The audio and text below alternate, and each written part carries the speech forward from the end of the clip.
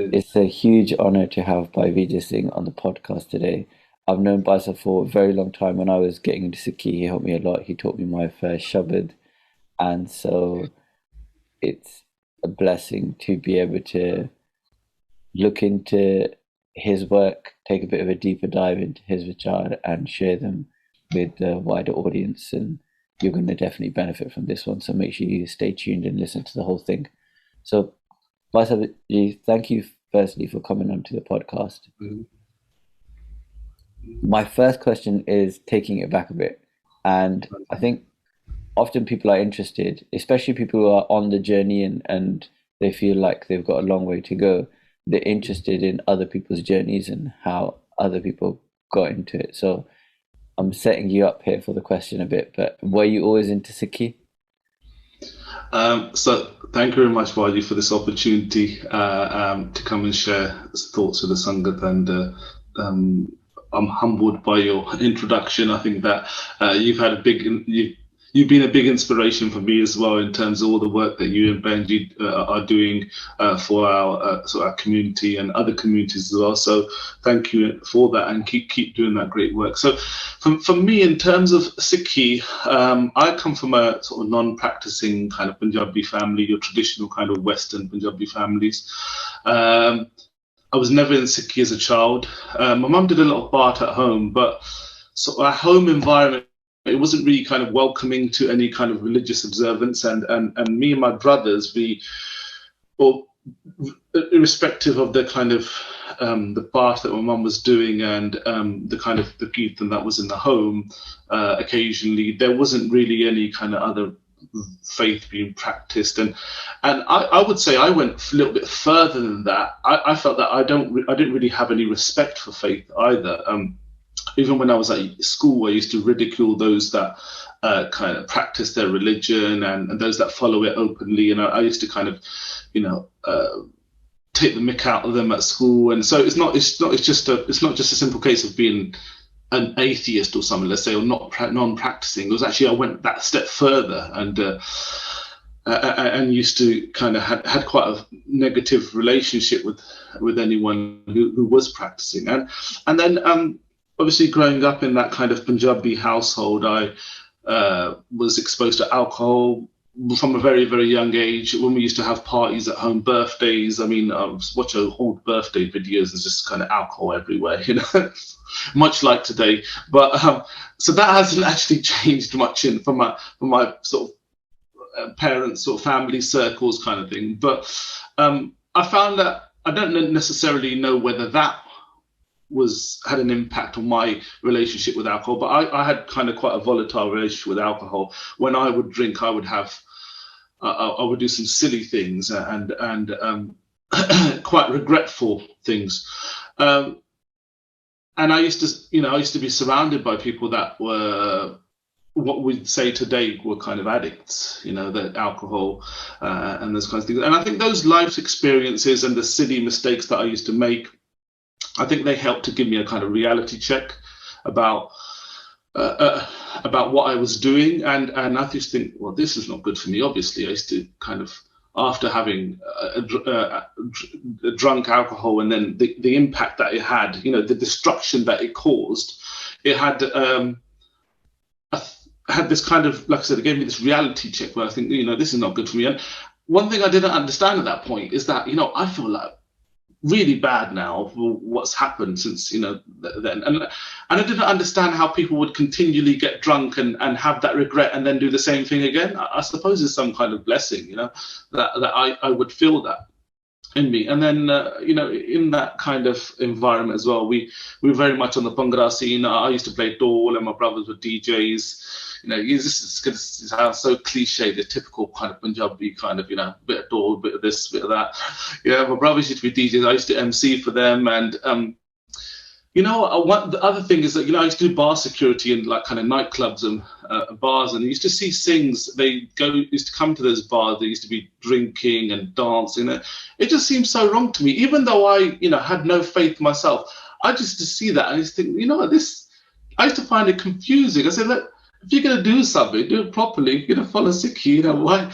If you're going to look outwardly religious, why are you going to these kind of places? And maybe I was, you know, what makers say I had a very naive perception of these kinds of things. But I mean, for me, it was kind of pretty much black and white. If you're gonna outwardly be practicing and, you know, where at the start, then why are you in a nightclub drinking and dancing, that kind of thing? And so I found that quite confusing. From a Sikhi perspective, I suppose I started having questions around Sikhi quite early on, and I would watch Gursikh come to the Gurdwara whenever I would go, like, you know, very rarely.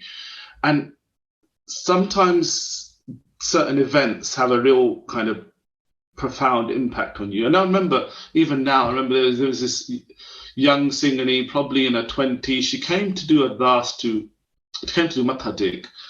And then I watched her doing Matha Tek, and I watched her, and people, don't know what people were thinking, but there was so much emotion on her face. And I thought, you know what? She's actually really connected here, and that stuck with me. I'm talking about, this is nearly 25 years ago. You know, that long ago. It still stuck. I can still see that woman's face, and I would recognize her now if I met her. And it's the only time I've ever seen her.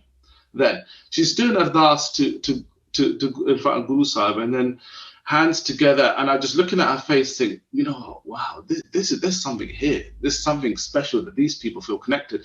And then another occasion, I saw this Gursikh come to do Matha Tek, and he had a bana on it, proper, like, blew the star, everything, and like proper, like you know, like a Pratan Gursikh. And he came to do Matha Tek. And these guys are in their 20s. They're not like old Siane. Comes to do Matha Tek, and I thought, wow, like, you know, this guy, just when he walked in, everyone's just looking at this guy. I think that, you know, because we're all just little munne sitting there, you know, and we're just kind of just having a chat. And this Gursikh walks in with Bana, and he's like, this guy, he just had an aura about him. And, you know, obviously now I know it's to do with the Naam and the Bani and these kind of things, you know, and these are not just things. It's not just a kind of, it's not just an empty uniform, you know? And so that had a big impact on me. And then from there, I used to, my mum told me about this radio show, because this is before all the channels and all that kind of thing. My mum told me about this radio show called Sweet Sikhi, and there's some Gursikh discussing Sikhi on Punjab Radio. This is a long time ago. Discussing Sikhi on Punjab Radio, and they was discussing in English, because I didn't know Punjabi. I didn't know how to speak Punjabi, hardly understood it. So then the fact that we discussed it in English, that was really, really good. And I'd kind of email them in questions, or I don't know if email existed those days, but I think I'd phone in and ask questions or something like that. And they invited me to come to this end of month gig and say that, we do. Obviously, I was a dole player, so I could play a bit of tabla as well. And they invited me to that end of month Kirtan at Park Avenue Gurdwara in South One. That's when my journey just rocketed.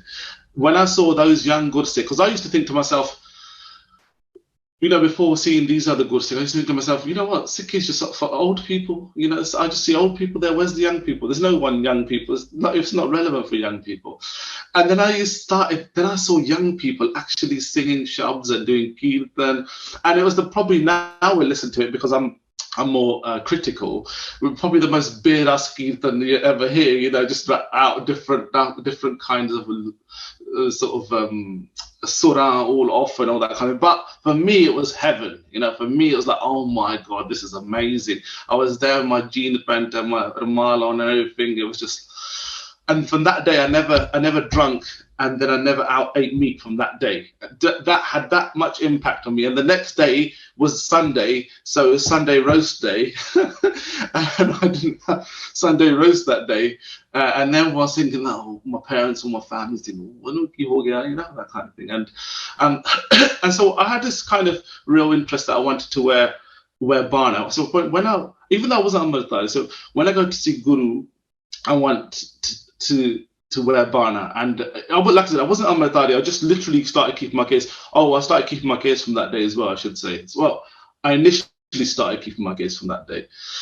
And then I went to this wedding. I can't remember, some family wedding in Wolverhampton. I think it was Wolverhampton. And there was, I was there in like just a kind of kurta pajama kind of bana thing. Didn't have a kabana, I don't think.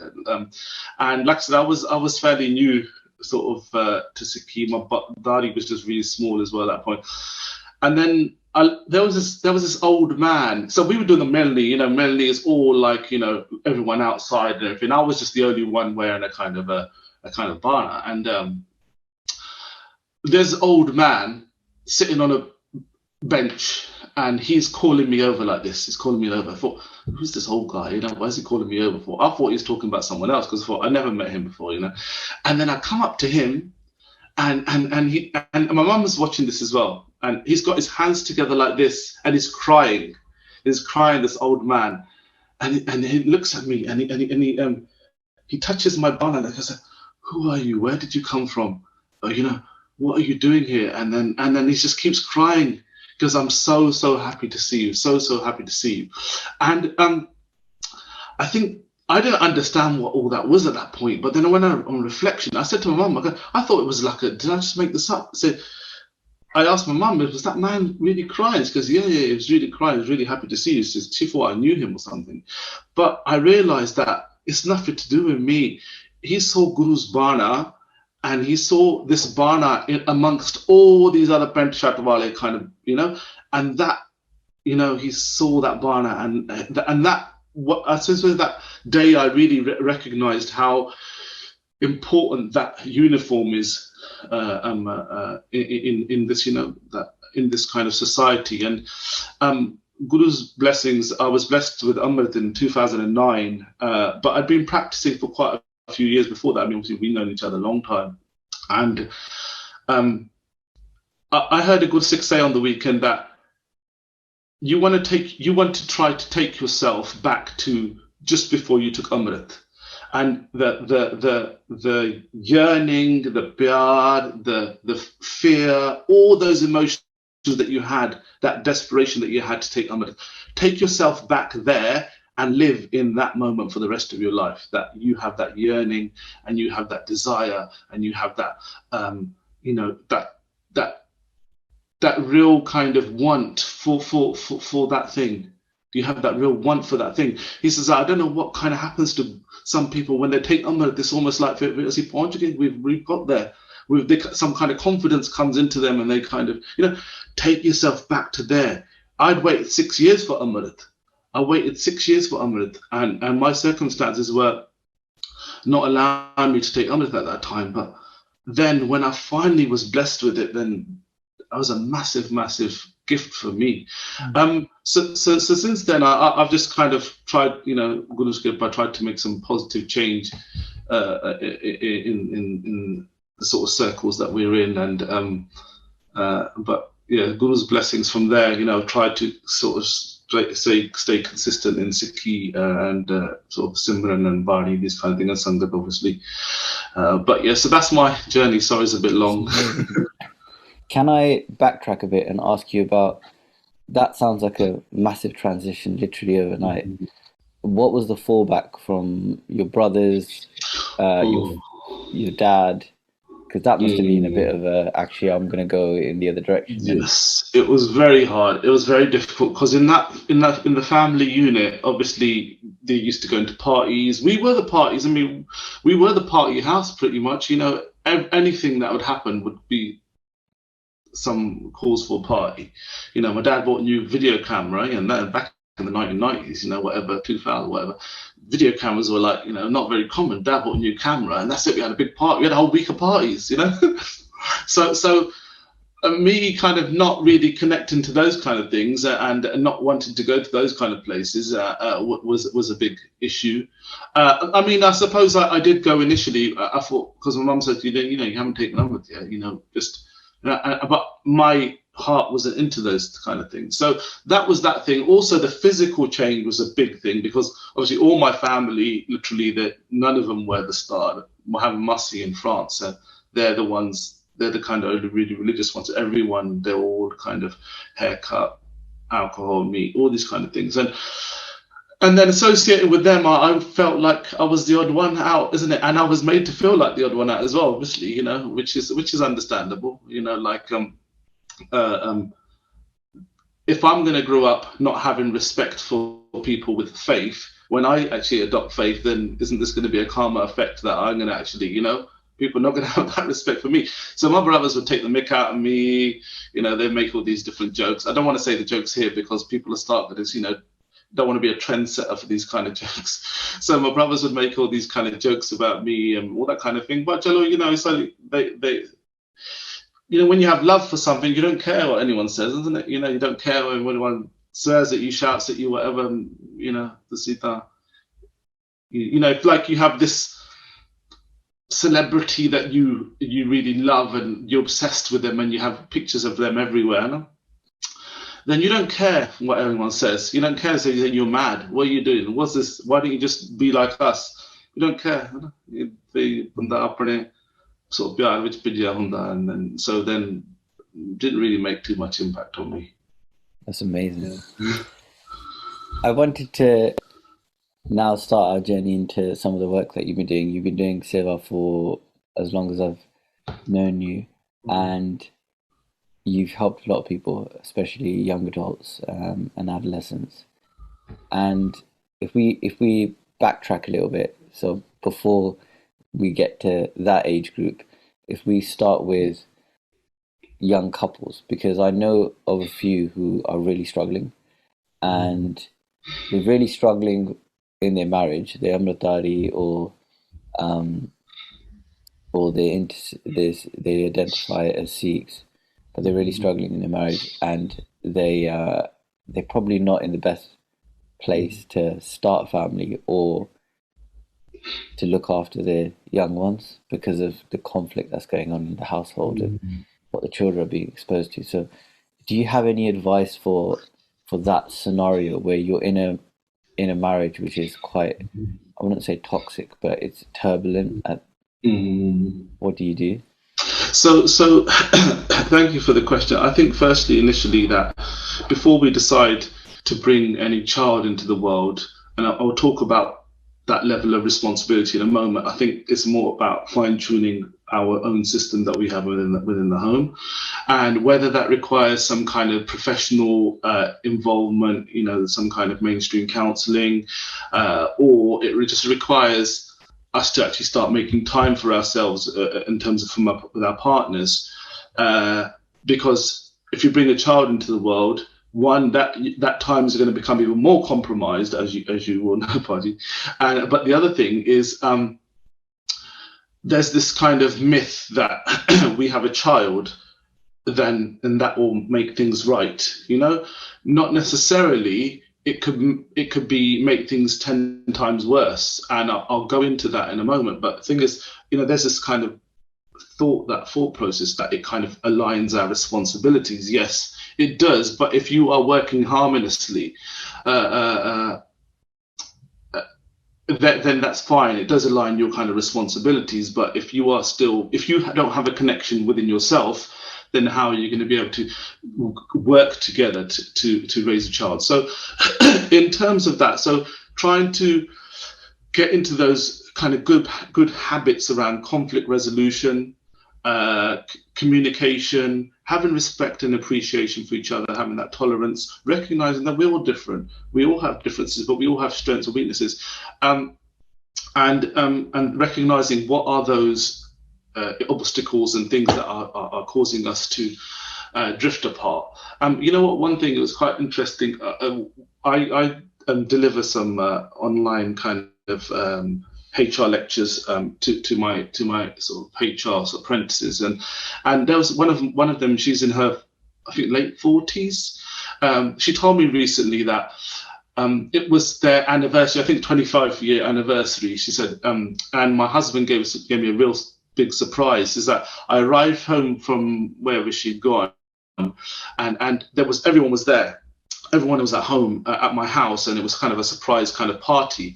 And then my husband he went down on one knee and he proposed to me again, 25-year anniversary, proposed to me again. And then we went to the church and we renewed our marriage vows. I thought, how beautiful is that you take yourself back 25 years to why did you choose to marry this person? What was it? What was amazing about them that you wanted to spend the rest of your life with them? That you wanted them to be the mother or the father of your children, you know, and them to share the life journey with you. And unfortunately, couples don't have that level of discussion right from the outset. They don't have that thought process around, okay, you know what? This person's not just a person that I'm going to live with. This person that I'm going to have to share my life with this person and share everything with that person. So just on that, Bhai, we do this Anand for Life course, which we're just starting up. It's taken about two and a half years of research over COVID and even before that. And we're recognizing the difficulties that people are facing in marriage. So we're trying to we've developed this kind of course in partnership with Basics of Sikhi. So Basics of Sikhi and Khalsa Foundation are working collaboratively, me and Vijay Singh, to run this. He runs the Anand College course, which is getting more and more kind of awareness now. And we do the Anand for Life course, which is kind of more post-marriage, dealing with the kind of, like I said, communication, conflict resolution, and all the kind of good Sikhi elements in there. So that was that. In terms of one thing you mentioned about the parenting, the child. So when you are bringing a child into the world, the key thing is about recognizing realizing what parenting is. So how aware are we of the kind of enormity of the responsibility that we have and the sacrifices that are going to come with parenting? I mentioned it in the book that we'll talk about in a moment, that the soul that's arrived in the house of Guru Nanak, and the house of Guru Nanak of Sikh identity, they've arrived through a grand journey, an immensely long journey. We talk about the 84 lakh June, and it's a grand journey that child has come to into your house. And some souls are born and the whole house changes. I've got some relatives where never ever been Bart played in the house, never ever. That child's born and that child has brought Bart with them, and all of a sudden I go to that person's house shocked. How is there Bart playing in the house? How is there Kirtan playing on the TV? How is that happening for this? And this child has brought that there with their Pishla Karam, with their previous qualities. And when the child is born, this child is your Billy seva, is your first seva then. And it's ahead of all your other seva. So don't worry about making roti and the gurdwara, all that kind of thing. Roti always get made. Don't worry about that kind of thing. If you want to do it for yourself, for your own kind of mental health, that kind of thing, that's fine if you do want to say. But it shouldn't be something that is kind of thinking that that's going to have necessarily a positive impact on your child who's potentially being neglected at home or something like that. So it's a seva. Parenting is a seva, and us acknowledging it as a seva, it's a belly seva, and you're doing it to raise the next generation of Guru Nanak Dev Ji's sort of Sant Sikhs, and who will then carry on Guru's legacy.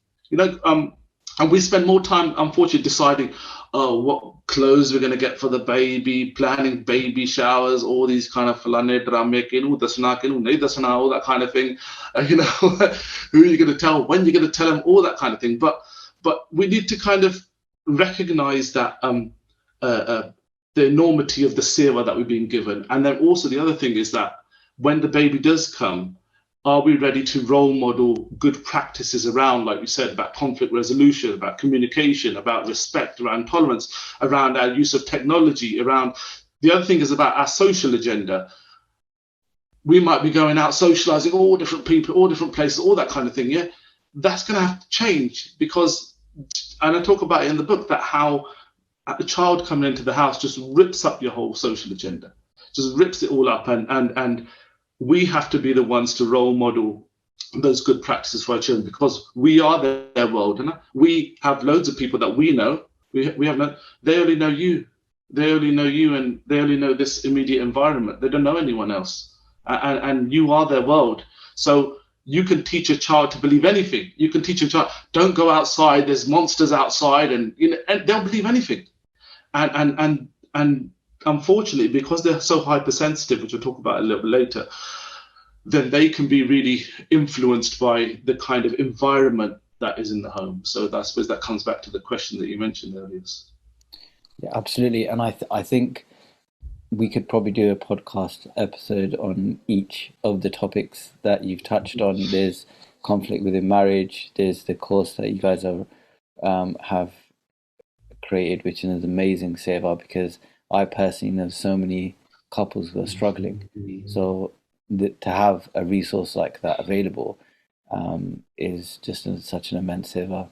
And yeah, I ran the course last week, and there were some people that were they've been married for over 10 years, and they came in the course and they still found it quite useful, because essentially it's that about that sort of reminding them about the nature of the commitment that they made, that kind of thing. So, and even things about being deliberate and thoughtful in having these discussions and actually putting these systems in place, or even fleshing them out, is something that I think is probably lacking. I know it is in our household, and so there's so much there to really unpick, and that's why I urge everyone who's watching this to also pick up the book, because we can take a whistle-stop tour through these topics, but really they need reflection, and they need, like some of the exercises that you have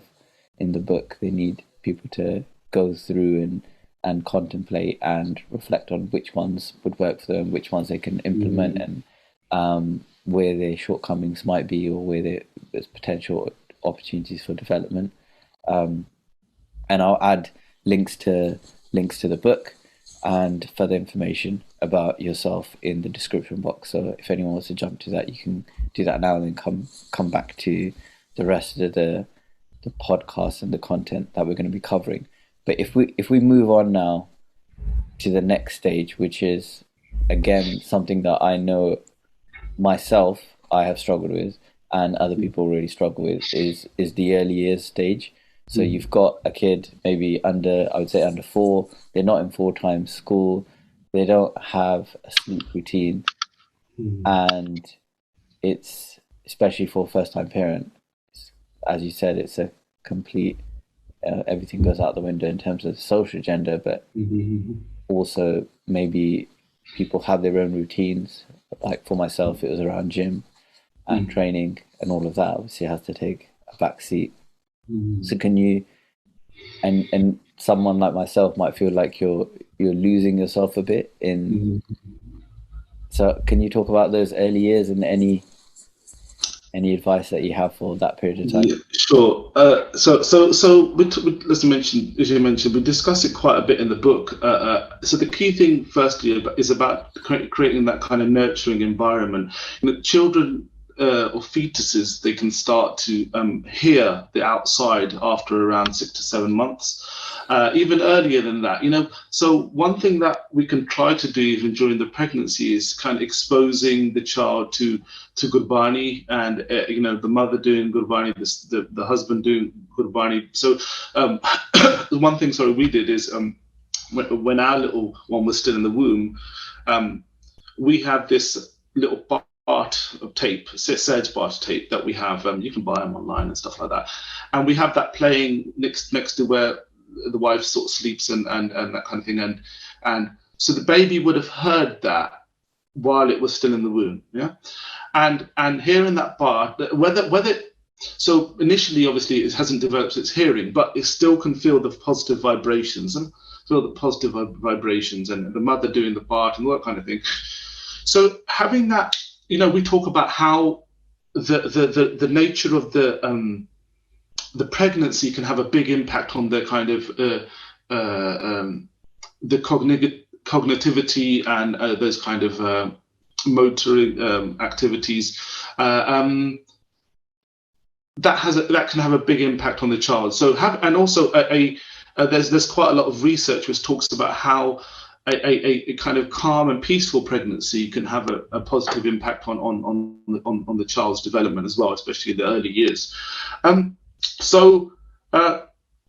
I would say that from a learning perspective, recognizing that the more exposure you can give your child to Gurbani, Simran, these kinds of things early on, the better. The other thing is vital to kind of, we talked about here, vital to have a kind of supportive kind of partner who can kind of ease the pressure. Having a kind of a positive environment at home where there's open communication, there's good practices, there's support for each other. I always say that if you're going to teach your child how to love, then you two, husband and wife, you need to love each other first, and you need to openly show that love for each other in front of your children. I remember when me and Suki, we have come back from work, I give her a cuddle or something like a hug. His face lights up. Because, like I said, you are their world, and when you are together, their world is strong. When they see the love expressed between the husband and wife, your world is strong. And the other thing about communication, I talk about it in the None for Life course as well, around how our communication as a couple can become, and it's not something we consciously do. It can become very superficial, like, oh, your mum called. Oh, what's for dinner? Oh, I'm going out. These kind of things. Where's the deep, meaningful chats? And this is the other thing about it, because we've grown up with parents that never had deep, meaningful chats. It was like, what did I even say? They just say these kind of like things, and it's just kind of superficial, just what the school get that. And I talk about that in the book, about us having that kind of superficial communication with our children as well. School get that here. That's it. It's like there's what you're going to say in those kind of instances. You're never going to say, "Oh, Dad, I'm really struggling." That doesn't happen. Unless you've got an environment of open communication, then that's not going to happen. So having that kind of environment and having those deep, meaningful chats with the parents, it helps them to connect. It helps them to connect, to build that emotional connection or reconnect. And so being supportive with each other, having that kind of giving them respite, having opportunities where they can go away. I remember why you said something that I always remember about how you have time with Bhai Singh, and you'll go out and you'll kind of do whether he wants to go to Gurdwara or football, these kind of things. They have a big, I remember that, and that does have a big impact on the child, because it's like me and Dad time, because Dad's usually at work. Harjan's already learned how to say Daddy come there, Daddy come there. So so, Dad goes off somewhere and then he comes back later, and so then they learn about that. So the other thing is, what perception do we have of new mothers? Because I think we end up putting a lot of pressure on ourselves. And where's this come from? Yeah, we'll hear about Fulani Singhani pulling out, person knocking out their 4th, 5th child, and they're all right. Yeah, I'm all right. Parenting's easy, childbirth, all that. Yeah, don't worry. Yeah, posting pictures online about childbirth's easy, all this kind of. Don't listen to these people. We don't know what's going on. Really, you don't know how. People will always paint this kind of superficial version of themselves that is like all happy and everything there. But just bringing it back to the point that you mentioned. So me and Suki, we're both in education, so the wife and everything. So for us, it's very, very important that trying to kind of create that purposeful learning environment at the home, right from outset, right from young, and our child is kind of, as they're young, they're hypersensitive. They're in this hypnotic state where their brains are pattern matching all the time. They look for patterns. They look for things. You say one word and they'll say something. How does he know that? How does he know that? Because they're much more hypersensitive than we are. And this is a really, really good opportunity for us to instill those good kind of practices in there, like patience, making the child wait. I've seen situations where it's the child's birthday and they're getting like 20 presents, 20 presents. And what's happening is, all you're seeing is they're just open up, boom, open it up, boom, boom, open up, throw it away. What are we teaching the child? They don't have no value for what, they don't even care what's in the wrapper. There's just the whole act of opening it, it's that whole dopamine, that kind of excitement thing. Just the whole act of opening it is the excitement. It's not even about thinking about someone's worked hard to buy this thing for me, So creating those kinds of things like appreciation, patience, making them wait. Don't just drop everything and just go say, I bought the book, all that. Make them wait for little things. Like one even Hudson comes up to us. He's only just turned 2, but he comes out and says, Daddy, I like the TV there, wants to watch his like little Bowie Bear little kind of thing.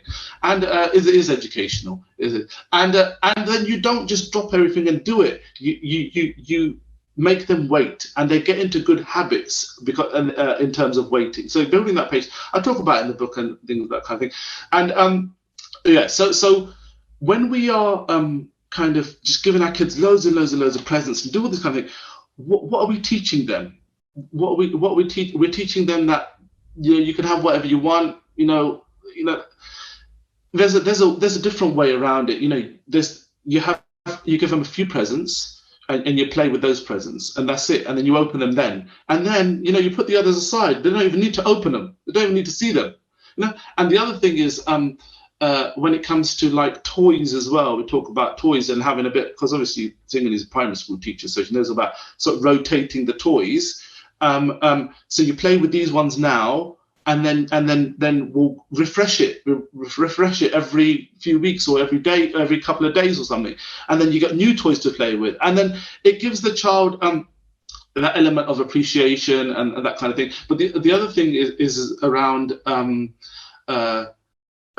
educational toys. Now we're quite lucky now. The more and more people are developing these Sikhi kind of themed toys and that kind of thing, especially educational, Ura, Era, Punjabi, those kind of things. These are really, really good at a very young age because, like I said, your children are at that kind of, that hypnotic state, as I mentioned, and they can develop so quickly. They can do that Ura, Era. I mean, Hajid, so he just turned 2 last month or the other, and he can count up to 30 in English and in Punjabi, and he knows part of his Ura, Era. He knows. We mainly speak Punjabi to. We only really speak Punjabi to him, so he can speak Punjabi. He picks up English as well. He hears other people speaking English. But that is, and obviously I know we're both into teaching, so we kind of know these little strategies, but we kind of talk about it in the book. Having your child exposed to all these kinds of things, using mainstream teaching methods that we do in the classroom, that can have a profound effect on your child's kind of learning. And the book talks about how you want to try to combine the Sikhi learning and the worldly learning together as well. Perfect. And we can, if anyone wants to know more, they can have a look in the book, goes through it step by step, or pick out the bits that they think will be helpful, implement them and see how they get on. We're going to move on now to, on reflection, I feel like I concur with what you're saying earlier about where are all the youth in the Gurdwara. You usually have kind of primary school age or younger. And then you have the elder generation, where you've got the sort of teenage to 50, 60 missing. You don't see that many, and especially I feel like there's a bias towards females. When I go to the Gurdwara, there seems to be always more bibia at the Gurdwara that I go to than actual Singhs, and so what do we do with if we've got young adults in our house and we want to bring them up into Sikhi, but there's so much pressure now with social media, with the way women look, the way men look. It doesn't necessarily, it's not conducive to a good Sikh lifestyle necessarily. And the lifestyles now, it's all about, Lamborghinis and money and all of this type of stuff. It's very materialistic. And I work in a hospital, and I was teaching a course about 2 weeks ago, and they were saying there's an epidemic at the moment of teenage depression and anxiety. So the staff member I was speaking to said they haven't had a young girl come in who doesn't have anxiety problems, regardless of what the initial presentation was. So that's a massive thing, and so I know you've got a vast amount of experience with that group and through your seva, but also through your work. And you've helped somebody that we both know in the past, and it just seems like such a turbulent time where it's very easy for someone to be taken in the wrong direction. Do you have any advice for that period, those kind of teenage years or young adults? Yeah.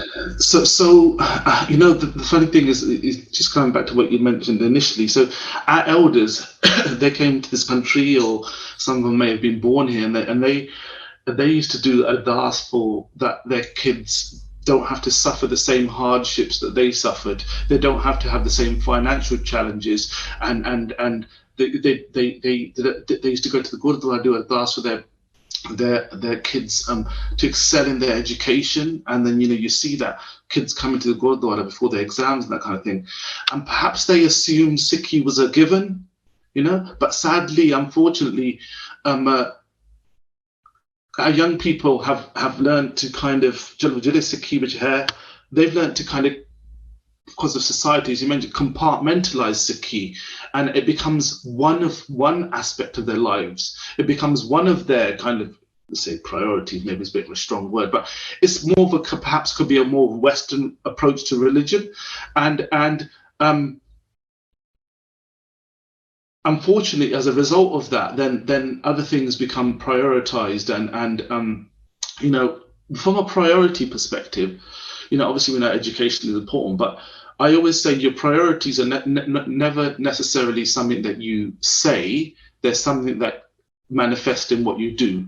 So the amount of time that you dedicate towards, let's say, Sikhi, will determine what level of priority it has in your life. So if you're doing computer games, like from 6 hours a day, or on the phone doing social media that many hours, then you realize what your priorities are in comparison, and you're spending that much time kind of doing those other things. So in terms of looking at younger people, I mean, one of the key things is around exposure. So exposure becomes their thoughts will become their actions, and that kind of thing. Why is it that I'm seeing Singhs talking, swearing, talking in a sort of kind of a gangster way? Then you see what they're exposed to, see what they're watching, see the kind of people that that they're following on social media. And you know what, Bud, you know more about this than me, but I've heard people say it many times. Well, your social media and your YouTube and these kind of things, the videos that are on there on your kind of recommended, that's a reflection of what's in your mind. That's a reflection of what's in your mind. So based on the algorithms, all that kind of thing, that's a reflection of what's in your mind. So have a look at your videos. Have a look at, this is your true reflection. And this is where Sikhi is, if you have a small kind of proportion of that. So the key thing is that, two things I'd say. First thing is about exposure. Thinking about what you're exposed to and the impact that is having on you. Social media, like I said, it can be really, really damaging. I remember, I've shared this before, I reconnected with one of my old university friends, and I hadn't seen her for 10, 12 years or something like that. I knew she got married and had kids and everything. And then back in the day, when I was not into Sikh, she used to put Thai rekhari on me. She used to be like a sister and stuff. Then I saw, just randomly found her number on WhatsApp. I'll just message her, see how she's doing and everything. And then she said, I saw her WhatsApp picture, and it was her husband, 2 kids. I thought, oh wow, they're probably on a day out or something. They look really, really nice. I thought, oh, that's really nice. She's doing well for herself, all that kind of thing. She's happy with her kids. Then I started messaging her, spoke to her and everything, and she told me that her husband has been seeing other women. He's got a cocaine habit, that is stealing the children's money that has been pocket money from the children to go feed his habit, and she's on the verge of divorcing him. Juana, what perception have I created in my mind from seeing that picture? She's obviously want to create a positive impression of her life, and this is what people are doing. People are creating these kind of positive facades of their life on social media, and we get sucked in because and that causes complaints, that causes issues in our home. Why can't I have that? Why are they so happy and why am I not happy? Why are they going out? Why are they going on holiday and I'm not going? This is the damage, that the exposure can have a really big impact. I know it's about planting those seeds right from the outset about appreciation, patience, all the contentment, all these kind of things. Or TK, but when we're dealing with teenagers, then that's a different kind of situation. But so exposure is one thing. Regulating the use of kind of social media apps and those kind of things. The other thing is about positive role models. So who are your children's role models and why? And how can you try to create positive role models? The sangat will make the people that you associate with have a massive impact on your children. You know, if you can get them, you know, there's loads of Sikhi things that are happening. Obviously, depending on your areas, whether it's online or whether it's like your local club, getting your children exposed to those things. And there's people like me, you know, we're born in this country, we had bad lives before, and we come into Sikhi, you know, and then we can have conversations with these people. We can say, you know what, we deal with these kind of people all the time at college, and we can have these kind of conversations that, you know what, let's talk about what reality is, isn't it? And then setting them some aspirations. You know what, there's this culture developing, even to teenagers. They want to get rich quick schemes, and like they want to do all these kind of little forex trading and all these kind of, they don't know nothing about it because they watch these silly videos on YouTube with Falana Banda coming on saying that, oh, it's 9 o'clock in the morning and I've retired for the day because I did forex trading for half an hour and I made Falana. You know, and then the property thing, all these kind of things, they're all one big drama. Yeah, you know, my mom always said this thing. It's not necessarily true, but it makes me think. So there's nothing in this world for free. Nothing in this world for free. And with social media, if it's for free, then you are the product. Yeah, if it's for free, then you are the product. So you are getting your data's, you know, being whatever used or whatever, you're being manipulated to try and buy all these different things, and just need to think about that kind of thing. So sorry, I just can't come back to your question. On that point of forex, I actually know a lot of things who've lost just mind-numbing amounts of money. I don't actually know anybody who's consistently over a long period of time not just lost everything. Let me give you one story about my dad, and these little stories have a big impact on the way we shape our lives.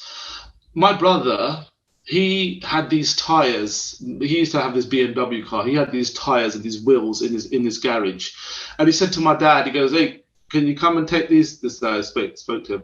Come and take these tires out of my. Can you take them to the garage and take them to the dump? I was throwing away. I'm clearing my garage out. My dad's old school, yeah. He looks at them. He says, "You know what? I can do something with these." So what he does is he cleans them up. Yeah.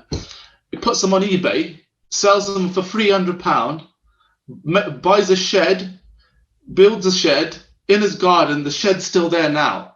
And I'm thinking that, you know what, this whole throwaway culture and the beauty is in the small details, the small things, spending time with your kids, doing little things like that, learning, teaching them these kind of the sikh. Remember when back in the day, you know, our elders used to say, "Oh, drink haldi with dod in it. Drink dod with haldi in it.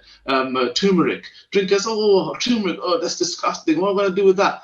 What's happening now? You got Starbucks selling milk with haldi in it.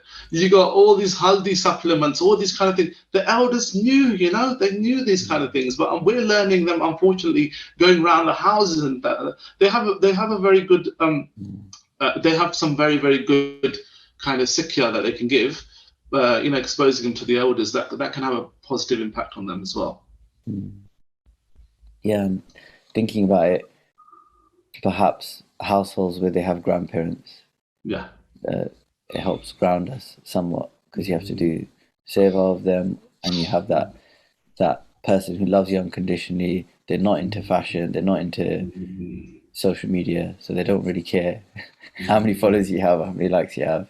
And so those relationships and with what we do in the hospital, a lot of the work now is trending towards combating loneliness and looking at the biopsychosocial model. So looking at not just why does someone have a problem, like back pain, for example, but what else is happening in that person's life. So what social safety net is in place, what gives that person purpose or meaning in their life, what development is that person doing? Are they doing any courses? Are they doing something that's they feel like they're progressing in some way? So it's very different to what we see on social media.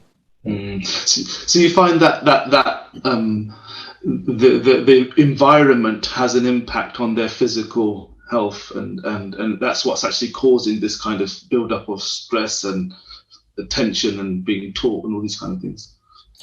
Yeah, it's a myriad of things. I think sleep is a component with a lot of mental health. It's either going to be the canary in the coal mine. So if someone has problems sleeping or they have problems getting up, to extremes, then there's potentially something going on. But there's social structures. So how many? There's actually something called the village effect, and there's a study on breast cancer, and they found that breast cancer, you are 50% more likely to survive over a long period of time at follow-up if you had one person that you considered a close friend and a confidant who you could share your feelings with and talk to. Wow. And the sad thing is that there's clearly a sample size who don't feel like they even have one person in life who they could talk about, like you said, not the superficial stuff, but how am I doing? How am I feeling? What's going on for me? What's going through my mind right now? To have something Buddy, I had this conversation with my Pua recently that we hardly see each other now. We connect more than we've ever connected, but we're more distant than we've ever been, because what happens is the birthday, and we send those little happy birthday messages, and it's like Flanna's got a new job or whatever, and we send you well done, congratulations, got a new job, and then that's the superficial communication, and unfortunately society is becoming like that, where we just have loads of friends but we have no friends. But and similarly, we connect now. We can speak to people in Australia. We can speak to people in all the different countries, but we've lost the connection with people that we used to have. And unfortunately, what the research is the consensus is that those relationships aren't as meaningful or impactful, or they don't have necessarily the same benefits as just me and you meeting and having a conversation in a coffee shop or just going for a walk together. Those types of things. And we see it in every household, right, including my own, where you've got a group of people sitting together and everyone's on their tablets, or you've got a couple sitting together and they're both on their phones, and so they're not actually together, but because they're doing really important work. They're probably that can't wait. That can't wait. They're doing really important research. I was going to say, Baisal, I know I've taken up a lot of your time, but I really wanted to now change gears and talk about just the book.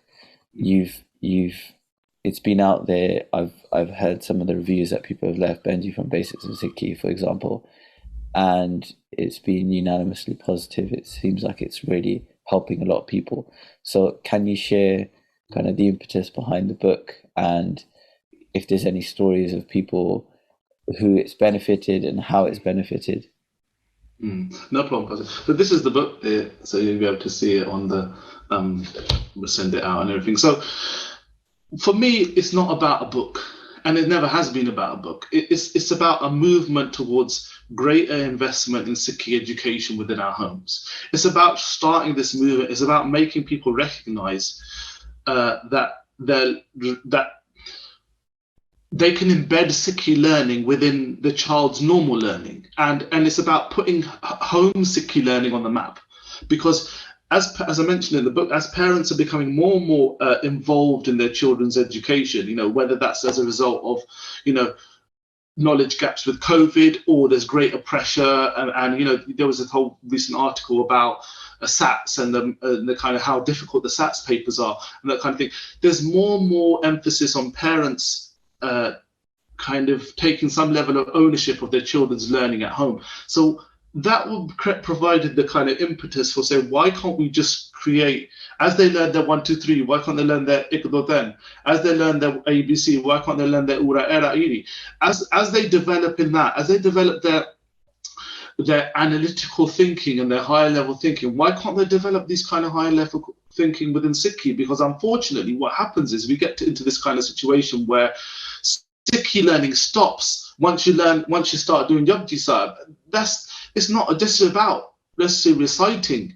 There's so much more deeper you can go. But so that's kind of quite far. But even then, I mean, our Sikhi learning tends to take a very much a kind of a low priority when other sort of seemingly more important things come up. But as you're seeing in the world, there's more of a need for this type of learning around meditation, around Simran. I talk about the importance of meditation in the book as well. There's a whole chapter on it, and the benefits, not the worldly and the sort of spiritual benefits that it can give you, and the emotional benefits that it can give you.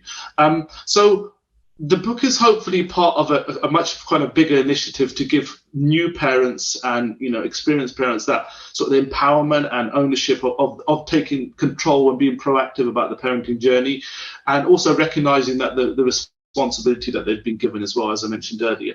The other thing is around there's been quite a lot of positive feedback around the homeschooling and the Montessori approach, where you're teaching kind of your children life skills, parents have talked about how they've been able to be mindful about things that they're saying and doing around their children, and the exposure elements of exposing them to more Sikhi things, being more selective around the kinds of toys and the kinds of things that they have on the TV.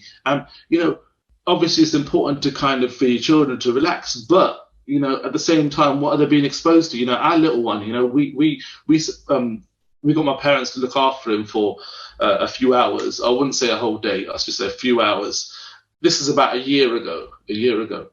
And I don't know how many times he must have watched Baby Shark there, but every time he sees them, even now, he says, Baby Shark do-do-do, Baby Shark do-do-do. Stephen still says it now, and it's a year ago. And the other thing, they used to play it on Alexa. So he says, Alexa, Baby Shark do-do-do. Even he'll see something that looks like an Alexa. We don't have Alexa at home. He sees something that looks like, it could be like a mug like this. He'll say, Alexa, Baby Shark, do-do-do. And he tries to get it to play, you know. So, yeah, that's the impact that it can have. Just one song, playing it a few times. And that's the way these things have been designed. So the book is about, creating that positive learning environment and recognizing that your children are kind of lifelong learners. They're lifelong learners, and giving them that kind of good head start. The book's aimed at mainly 0 to 8, and I've given it a theme around the seed. So with the strapline, we've got sowing the seeds of Sikhi within your parenting. So it talks about how you're nurturing the seed initially, when it talks about even before conception, talks about the marriage and the things to think about in the marriage. Then it talks about the whole conception stage and the pregnancy stage, and how that can have an impact. Obviously, I didn't, like you said earlier, these are kind of topics on themselves, so I didn't want to go too much into that, but hopefully it gives them, they're signposted towards different things. Then it goes into the sort of those early developmental stages about how you can try to, different activities you can do, and how you can try to engage them, and things that, you know, be mindful about things that you're saying. You know, I talked about, you know, there's this whole thing, I don't know, about yes parenting. I don't necessarily agree with the yes all the time. It's a matter of negotiation, building that negotiation with your child, and recognizing them being able to make an option or choose something, and then recognizing why they chose that. So, do you want to play with this, or do you want to play with this? And then you kind of get them then you negotiate with them, say, right, okay, so you played with this one yesterday, mum thinks that this is going to be good for you. So giving them options and then giving them the kind of opportunity to make the choice. So making choices is really, really useful. And you're going to say, this is all basic stuff, but unfortunately, when the research talks about when the child's just told what to do, then they grow up just being like that very, very kind of subservient, kind of like waiting for someone to tell them, rather than actually having that more kind of cognitive thinking, that analytical thinking, that, obviously the prefrontal cortex, all that kind of thing hasn't developed then, but you're kind of stimulating those areas of the brain as much as possible. So the book kind of talks into that kind of the cognitivity aspects as well, those kind of scientific things. It talks about later on, it talks about things like choosing schools, it talks about choosing friends, it talks about as I mentioned, about meditation. There's about zones of regulation, so regulating your emotions and how children can do that. A lot of these are kind of tried and tested methods, and that's where the singing was really important, because she's got 15, 16 years of primary school education experience.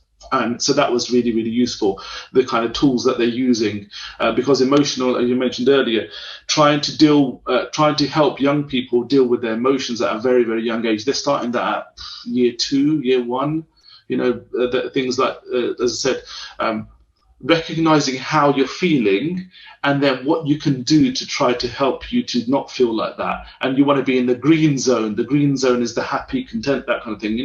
Try, how can you be in the green zone? And I've created a little bit of a sikhi kind of themed version of that, about things that you can try to do to kind of keep yourself in those kind of positive mindsets. And they're really, really important now, more than ever, with the different negative exposures they've got.